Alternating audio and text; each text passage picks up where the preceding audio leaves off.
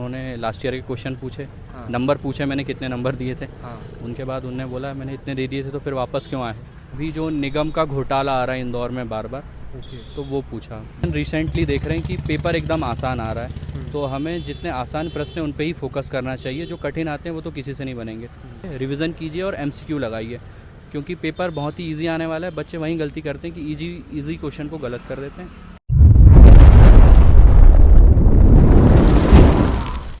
Hi everyone, मैं आपका दोस्त कुमार अर्जुन। तो एक बार फिर से आपका स्वागत करता हूं। जैसा कि आपको पता है MPPSC 2021 के अभी इंटरव्यू चल रहे हैं। सर अभी जस्ट इंटरव्यू दे के आए हैं, इनसे जानेंगे ओवरऑल इंटरव्यू के बारे में, कैसे क्या प्रश्न हुए, कैसे प्रिपरेशन किया, सारा कुछ हम डिस्कस करने वाले हैं। शुरुआत करने से पहले मेंशन करना चाहूँगा, अगर आप टेलीग्राम चैनल से नहीं जुड़े तो डिस्क्रिप्शन में लिंक दिया गया है, तो टेलीग्राम से जुड़ जाइए, क्योंकि मैं पर डे टेस्ट डाल रहा हूँ। उसमें FLT डालने वाला हूँ प्री के लिए, तो आप आसानी से टेस्ट लगा सकते हो। चलिए हम बिना देरी के शुरुआत करते हैं। आपका संक्षिप्त परिचय दे दीजिए। मेरा नाम शेखर उइके है और ये मेरा तीसरा इंटरव्यू था। 2019 में सिलेक्टेड हूँ और 20 में फाइनल सूची में नाम नहीं आया था मेरा। 2019 में आप सिलेक्टेड हैं, किस पोस्ट पे?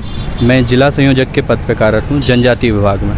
अब ये बता दीजिए बोर्ड कौन सा था आपका? मेरा रायकवार सर का बोर्ड था। रायकवार सर का। हाँ। ओके, शुरुआत कहाँ से हुई थी? पहला प्रश्न क्या पूछा गया था आपसे? रायकवार सर जैसे हर बार रोल नंबर से स्टार्ट करते हैं। हाँ। फिर उन्होंने डायरेक्ट पूछा कि अभी कहाँ पे हैं, क्या कर रहे हैं आप। ओके। फिर मैंने बताया सर वर्तमान में मैं आगरमालवा में पोस्टेड हूँ। फिर उन्होंने पूछा कि लास्ट ईयर बोर्ड किसका था। फिर मैंने बताया माननीय आपका ही बोर्ड था। हाँ। फिर उन्होंने लास्ट ईयर के क्वेश्चन पूछे। हाँ। नंबर पूछे मैंने कितने नंबर दिए थे। हाँ। उनके बाद उन्होंने बोला मैंने इतने दे दिए थे तो फिर वापस क्यों आए। तो मतलब काफ़ी लाइट माहौल था बोर्ड का। ओके। सेकंड मेंबर का कैसे प्रश्न पूछे गए? अभी तो रायकवार सर ही पूछ रहे हैं। तो उन्होंने मेनली रायकवार सर ने जो बैतूल में फिर से मतदान होने हैं, बैतूल में जो वोटिंग मशीन जो हमारी जल गई थी, वहाँ फिर से मतदान होने, तो उसमें प्रश्न पूछा। और कोविशील्ड का पूछा उन्होंने कि कोविशील्ड में अभी क्यों चर्चा में है, बस बाकी। उसके बाद उन्होंने मुझसे पूछा कि बालाघाट में क्या समस्याएं हैं। आपको तीन लाइन में आंसर देना है। आप 3 प्रायोरिटी क्या रखेंगे कि आप क्या सुधार करना चाहते हैं। तो बस इतना पूछा रायकवार सर ने। आपकी जॉब वगैरह से भी पूछा कि आप सिलेक्टेड हो चुके हैं? तो सेकंड मेंबर ने मोस्टली जॉब का ही पूछा। उन्होंने ये भी देखा कि मैंने कंप्यूटर साइंस में इंजीनियरिंग कर रखी है, तो उन्होंने पूछा कि आप अपनी इंजीनियरिंग का यूज़ जॉब में कैसे कर रहे हैं, आपकी जॉब प्रोफाइल क्या है। तो उन्होंने ये बेसिक क्वेश्चन ही पूछे। हॉबी से भी कोई प्रश्न हुआ? हाँ, हॉबी मेरी क्रिकेट है। और तो थर्ड मेंबर ने पूछा मुझसे क्रिकेट में कौन कौन सी लीग्स हो रही हैं। तो फिर उन्होंने महिला क्रिकेट के बारे में पूछा मुझसे, महिला की डोमेस्टिक लीग्स पूछी। फिर जो वुमेन IPL हो रहा है वो पूछा, लास्ट ईयर कौन जीता था, अभी कौन जीता। तो ये मुझे पता थे। फिर इस साल जो RCB जीती उसकी कैप्टन का नाम पूछे। तो लकीली वो स्मृति मंधाना भी मुझे पता थी। तो उन्होंने क्रिकेट से मुझे इतने ही क्वेश्चन पूछे। आज के पेपर से भी कोई प्रश्न देखने को मिला आपसे? आज के पेपर से ये बैतूल से प्रश्न था, जैसा कि मैंने बताया। फिर वोटिंग % पूछा उन्होंने। और अभी जो निगम का घोटाला आ रहा है इंदौर में बार बार, तो वो पूछा। बाकी पेपर से कोई प्रश्न नहीं था। और एक फोर्थ मेंबर ने बालाघाट से प्रश्न पूछा, मलाजखंड क्यों फेमस है। बस इतना ही इंटरव्यू चला। आपका ग्रेजुएशन वगैरह किस सिस्टम में हुआ है और उससे भी कोई प्रश्न हुए? हाँ, मेरा कंप्यूटर साइंस में मैंने BTech किया है। तो उन्होंने मुझसे पूछा कि अपनी इंजीनियरिंग का उपयोग आप अपने विभाग में कैसे कर रहे हैं, और क्या पहले से कोई ऐसी योजनाएं चल रही हैं जो आप सूचना प्रौद्योगिकी का जिसमें उपयोग करते हैं, और आप आगे क्या सुधार करना चाहेंगे। तो इससे संबंधित प्रश्न हुए। एवरेज अगर आपको ध्यान आ रहा हो तो कितने समय तक चला आपका इंटरव्यू लगभग 15 मिनट चला मेरा। 15 मिनट। हाँ। अच्छा, बोर्ड मेंबर जो क्वेश्चन करता है उन्हीं की तरफ आई कांटेक्ट होना चाहिए या सबकी तरफ होना चाहिए? वैसे तो सबकी तरफ होना चाहिए, पर जो सिटिंग अरेंजमेंट है काफ़ी दूर दूर हैं, तो प्रायोरिटी से जो क्वेश्चन कर रहे हैं उन्हीं की तरफ होना चाहिए। और बीच में यदि आप एक बार देख पा रहे हैं सबकी तरफ तो बेहतर होगा। आपको लगता है कुछ और ध्यान देने की आवश्यकता है बोर्ड में?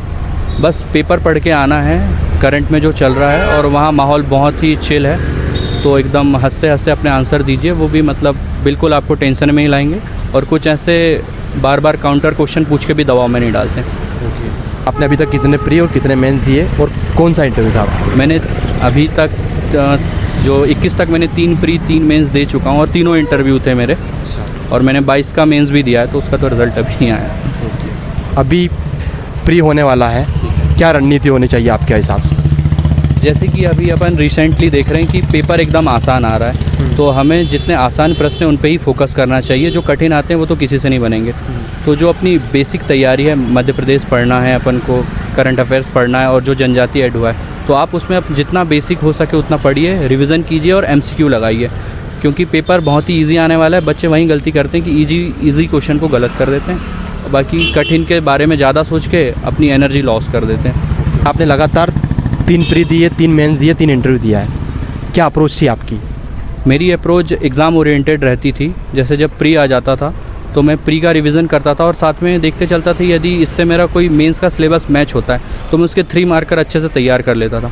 चूँकि आजकल 3 मार्कर की जगह 2 मार्कर है, तो आप यही अप्रोच प्री के साथ दोहरा सकते हैं। और जब प्री एकदम नज़दीक हो, 1 महीने जब हो, तो आप केवल प्री ओरिएंटेड तैयार करें। तो ये मेरी अप्रोच रहे। आपका कहना है कि अभी प्री पे फोकस ज़्यादा करना चाहिए, मेंस को छोड़ देना? हाँ, चूँकि अब समय नज़दीक आ गया तो अब प्री ओरिएंटेड तैयारी अपन को करनी चाहिए। और कोई सुझाव हुआ आपकी तरफ से अब, क्योंकि आप ऑलरेडी सिलेक्टेड हैं?